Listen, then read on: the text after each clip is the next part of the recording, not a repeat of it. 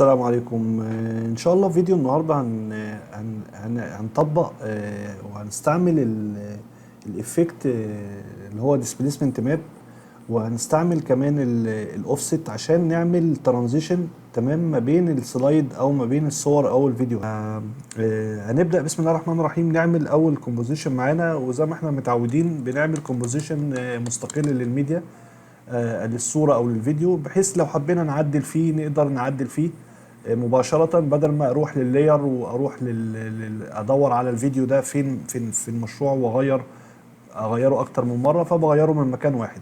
فبعمل كومبوزيشن للفوتج عندي أو الفيديو، بسميه ميديا 1 30 فريم، هنقول 10 ثواني.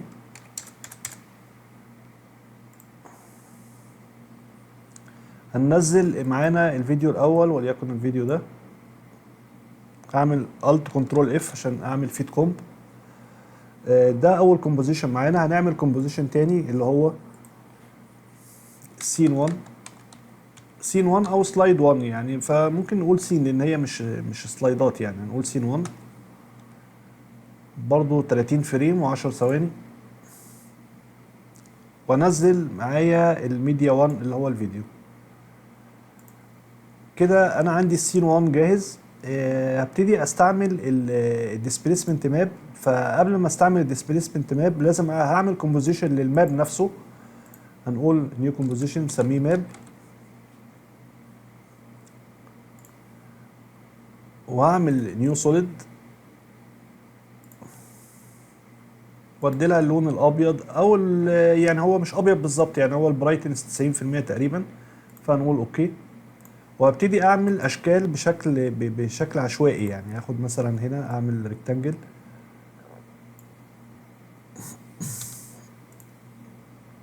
هعمل شيب تاني، تقدر تعمل اي اشكال انت عايزها، واروح اعمل شيب تالت زي كده. ليه انا بعمل كومبوزيشن للماب؟ لان الايفكت نفسه بيشتغل على البرايتنس. تمام، يعني انا يعني هوضح دلوقتي يعني ازاي بيشتغل على البرايتنس واحنا بنطبقه في السين. فهغير شويه البرايتنس برضو لكل الاشكال دي. يعني خلينا امسك الشيب رقم 3، اروح اشوف اللون بتاعه. مش مهم عندي اللون، المهم عندي البرايتنس. هلاقي البرايتنس 82%. يعني لو رحنا هنا مثلا للهيو ساتوريشن مفيش لون، يعني هو اوريدي انا شغال بس على لا في هيو ولا في ساتوريشن، شغال على البرايتنس. يعني ايه البرايتنس سكيل؟ بيديني من الابيض للاسود بدرجاته. شايفين من الابيض للاسود بالدرجات بتاعته. هبتدي اغير الاشكال، اديلها برايتنس مختلفه، لان البرايتنس المختلفه دي هتخلي الديسبيسمنت عندي يختلف، وبالتالي يحصل زي ترانزيشن للفيديو بتاعي. اروح للشيب التاني واغير البرايتنس بتاعه، نقول مثلا 60%. الشيب الاولاني خلاص اوكي، والباك جراوند مفيش مشكله.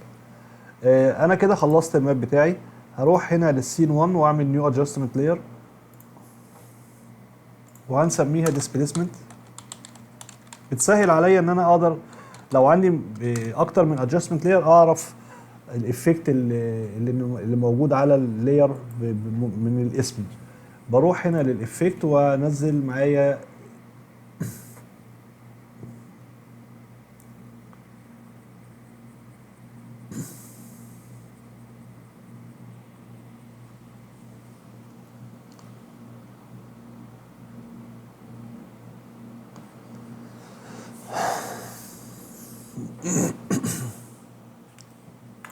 هروح انزل معايا الديسبيسمنت ماب. تمام، وهنزل اللي هو الماب كومبوزيشن اللي انا خدته معايا، انزله هنا معايا هنا اهو. تمام كده. الديسبيسمنت ماب نزلته انا على الادجستمنت لاير، وبالتالي هيأثر على الفيديو اللي تحتيه على طول، اللي هو الفيديو بتاعنا. مش محتاج ان انا اظهر الماب، هخفيها الماب. هرجع للإفكت مرة تانية. الإفكت عبارة عن ايه؟ اول حاجة بيسألني ايه السورس او ايه الدليل بتاعي ان انا احرك البيكسل. يعني الفرق ما بين الديسبيسمنت ماب والاوفست ان الاوفست بيحرك البكسل كلها في نفس الاتجاه، يعني رايت ليفت يمين شمال فوق تحت، كل البكسل مع بعض. لكن الديسبيسمنت ماب بيديني كنترول على كل بكسل على حده. ازاي؟ ان انا بحدد له الدليل بتاعي، يعني دليل الحركه للبكسل ده، ايه الدليل اللي هتستند عليه البكسل في الحركه بتاعتها او في الديسبيسمنت بتاعها. فهنا بختار السورس بتاعي، او باجي اقول له الماب هو السورس بتاعي او الديسبيسمنت ماب، وبقول له هو السورس بتاعي بالافكت وبالماسك اللي عليه. بعلم ان انا ممكن اكون مطبق افكت معين على الماب مثلا وليكن التنت، فبالتالي لازم اقول له الافكت مع الماسك. تمام. خليني ارجع اصفر الهوريزونتال ديسبيسمنت، اخليها صفر، واصفر الفيرتيكال واخليها صفر. تمام. هبتدي انا امشي كده شويه عشان نبقى اوضح لكم. نمشي مثلا مجرد ثانيتين، واروح اعمل كي فريم على الفيرتيكال ديسبيسمنت. لو انا مشيت كده يا جماعه، شايفين ايه اللي بيحصل؟ بيحصل شيفت حركه للبكسل.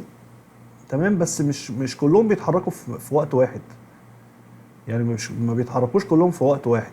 ليه بقى؟ لان انا هنا بختار، بقول له حرك لي البكسل في الاتجاه الفيرتيكال باستعمال ايه؟ هستعمل ايه بقى؟ الجرين تشانل. يعني بيشوف هو كل بكسل الجرين تشانل بتاعها البرايتنس فيه قد ايه. انا مش هتفرق معايا سواء ريد او جرين او بلو. تمام. مش هيفرق معايا لان مش مهم اللون، هو هنا بيتكلم على التشانل نفسه، التشانل. فانا النهارده الحركه بتعتمد على البرايتنس للبكسل. لو البرايتنس في البكسل اكتر من 50%، بياخد الرقم ده ويضربه من صفر لواحد، يعني من 50% ل 100%. بيضرب الفيرتيكال ديسبيسمنت هنا من صفر لواحد. فلو البرايتنس عالي فوق ال 50 واديت له قيمه بالماينس، هينزل معايا زي ما احنا شايفين كده. تمام. مش مهم الشانل، يعني عارف لو غيرت هنا الريد مفيش اي فرق. هو مش يعني هو لان في الاساس هو بيعتمد على البرايتنس. فغالبا بنسبه 99% دايما بشتغل على اللومينانس او البرايتنس يعني بتاع البيكسل. زي ما احنا شايفين كده اهو، البيكسل بتحصل لها ديسبيسمنت، بس ايه؟ بيحصل لها ديسبيسمنت مش كلهم مع بعض في وقت واحد. وده اللي بيديني الترانزيشن وبيديني الشكل الكويس يعني في الحركه. فهاجي اقول له مثلا ماينس 300، هيظهر عندي هنا فوق في جزء البيكسل اتحركت ونزلت. فبقول له هنا الاوبشن وراب بيكسل اراوند، يعني ابتدي اعمل لي كفر للبيكسل ده. هيعمل لي ايه؟ هيبتدي ياخد من الصوره ويغطي لي المساحه اللي هي الفاضيه. فده كده. هروح هنا عند الثانيه 2 واجي اعمل كي فريم. همشي مثلا تقريبا 20 فريم، وهرجع الفيرتيكال ديسبيسمنت لزيرو. لا، هو العكس يا جماعه، انا اسف يعني. انا هبدا هنا فين اليو، لان ده اول فيديو عندي. هقف هنا على الديسبيسمنت، اروح لليو، ارجع للكي فريم، اخلي اول كي فريم عندي زيرو، يعني مفيش اي ديسبيسمنت، وابتدي امشي 20 كي فريم، 20 فريم، واقول له ماينس 300. حاجه زي كده. ممكن ان انا اعمل كمان اعمل موشن افكت عن طريق الاوفست. هاجي هعمل نيو ادجستمنت لاير، هسميها اوفست.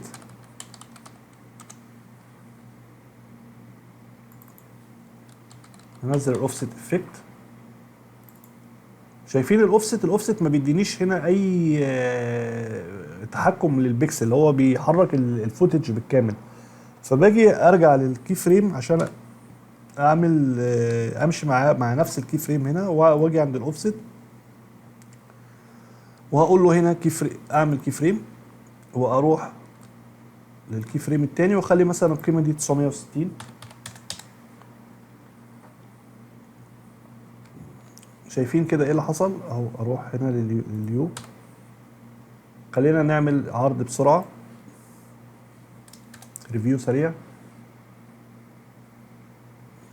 شايفين الشكل عامل ازاي. انا هاجي هنا كده واوقف الفيديو، يعني انا هاجي كده اعلم على كنترول اول، اطلع بره الكي فريم. خليني لا ارجع هنا للكي فريم. انا وقفت دي النهايه دي، انا عايز الفيديو يقطع هنا عندي هنا بالظبط. فبعمل كنترول اول وبعمل الت ورايت براكت كمان، يبقى انا كده وقفت الايه، خلاص انا مش عايز حاجه من المقطع ده اكتر من كده. بطلع بره السلكشن وباجي اضغط على الاستريك هنا عشان اعمل مارك، يعني بعمل مارك هنا، بضغط عن طريق والمارك ده انا هستفيد منه بعد كده في التنقلات ما بين السين وبعضها. فيبقى انا كده خلصت السين الاولاني بتاعي. خلينا نعمل ريفيو سريع. الفيديو ماشي كده اهو، ويبتدي ينزل ايه لتحت مع موشن. شايفين الترانزيشن حلو جدا، مش ترانزيشن يعني هو الموشن يعتبر حلو.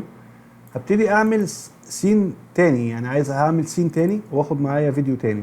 في سكريبت ممتاز عشان يعمل دوبليكيت للكومبوزيشن اسمه ترو كومب. بستعمله على طول في الدوبليكيت، لان لو المشروع عندك اكتر من كومبوزيشن لازم الكومبوزيشن والسب كومبوزيشن ياخدوا اسم مختلف يعني. فباجي اقول له دوبليكيت، اوكي. عمل لي هو هنا السين التاني على طول. بفتح السين 2، شايفين ظاهر عندي هي برضو هنا الكومبوزيشن خدت تسلسل رقمي مختلف. بنزل الفيديو التاني معايا اللي هو ده،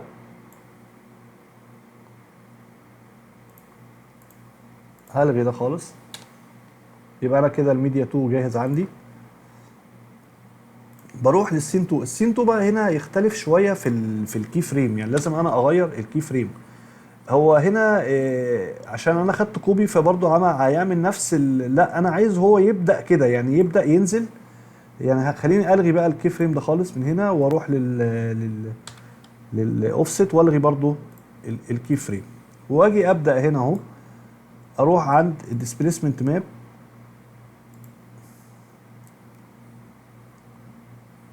هقول هنا مثلا خليني اعمل كي فريم على الفيرتيكال واقول له 300،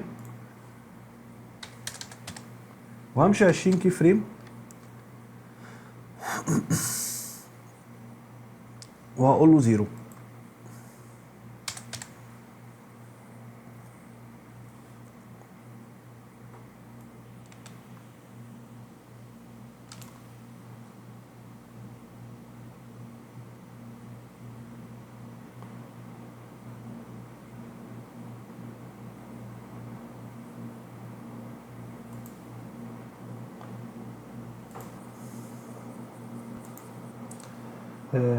كده انا عملت اللي هو السين التاني معايا تمام.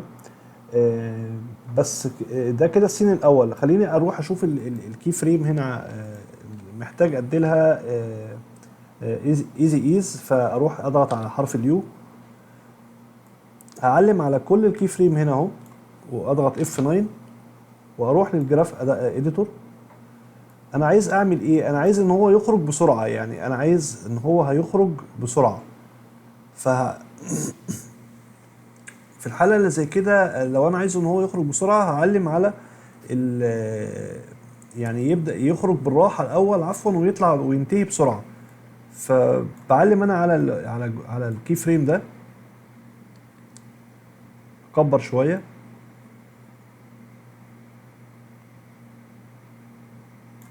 خلينا اعلم عليه مره ثانيه اهو. شايفين انا كده بعمل ايه؟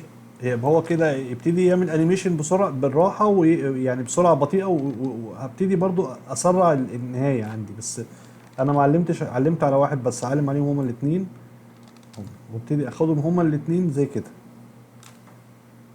ارجع تاني اشوف الانيميشن عامل ازاي، اعمل ريفيو زي كده بالظبط. ليه انا طلعته بسرعه؟ انا طلعته بسرعه عشان عايز السين التاني يدخل عليه بسرعه برضو. تمام. فاروح للسين اللي هو التاني اهو.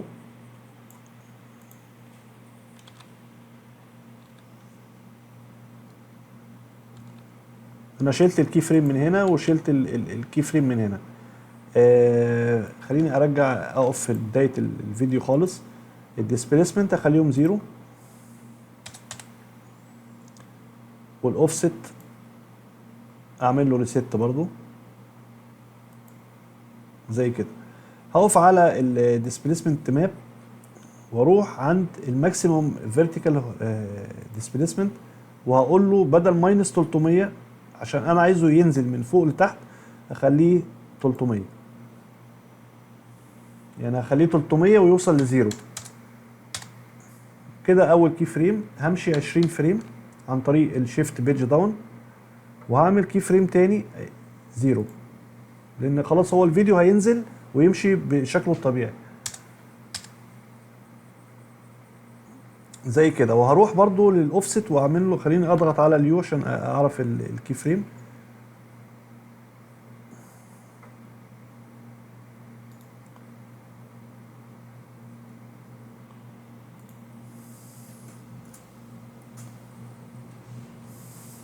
هروح للاوفست،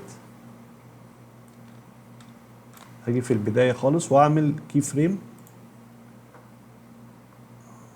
اغير هنا خليه مثلا جاي من فوق اهو، هرجع له حاجه زي كده، وامشي عند اروح للكي فريم التاني وارجعه لل 540. خلينا نشوف نعمل ريفيو. شايفين؟ بس هعمل هنا برضو نفس الكي فريم، هاجي اقف هنا اشوف اطلع الكي فريم واعلم عليهم على ده، اجيب الكي فريم ده وادي لهم ايزي ايز برضو اف 9. اروح للجراف اديتور، هنا بقى هعمل العكس، يعني انا عايزه بقى يخش بسرعه عندي، انا عايزه يخش بسرعه. اعلم على الكي فريم اهو،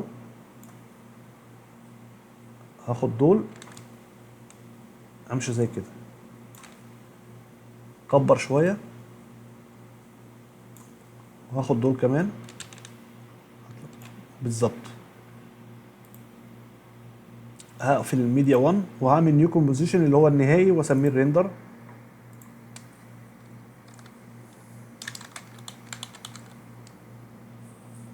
ناخد الديوريشن نخليه 20 ثانيه، نقول اوكي. هنزل السين 1، خلينا اقف هنا عفوا، انا واقف ارجع للريندر وانزل السين 1 معايا وانزل السين 2. شايفين ده فايده الماركر هنا، ان انا في السين انا عارف ان السين 1 هينتهي عند النقطه دي، هاجي عند السين 2 واضغط على ليفت براكت عشان يبدا معايا من هنا. وخلينا نشوف ال حصل ازاي الترانزيشن، شكله عامل ازاي. شايفين الشكل جاي فيه تناسق، فيه سموثنس في الترانزيشن، عشان انا عملت الكي فريم وعكست الكي فريم اول حاجه، والتاني حاجه اديت لها ايز بشكل عكسي. يعني هو طلع من الفيديو الاول بسرعه عاليه وخليته يخش على الفيديو التاني بسرعه عاليه للكي فريم، فبالتالي حصل تناسق في الترانزيشن. لو عملنا ريفيو مره تانيه بالظبط حاجه زي كده. ممكن انا اعمل ايه، اعمل افكت تاني اللي هو اضاءه عن طريق الاكسبوجر. اعمل ادجستمنت لاير، اخدها فوق هنا واسميها اكسبوجر. الاكسبوجر ده بيتحكم في الاوفرول، يعني بيديني الاوفرول الاضاءه، البرايتنس او الداركنس، الاضاءه او الغمقان للفيديو او للمقطع بتاعي او الصوره. كالاكسبوجر في التصوير هو عباره عن كميه الضوء اللي واصله للكاميرا او للجهاز اللي انت بتسجل بيه، هو ده التفسير العلمي بتاعه يعني. لكن احنا بنقول ان هو بيتحكم في البرايتنس، بيديني اضاءه او غمقان. فخلينا ننزل الاكسبوجر هنا عندي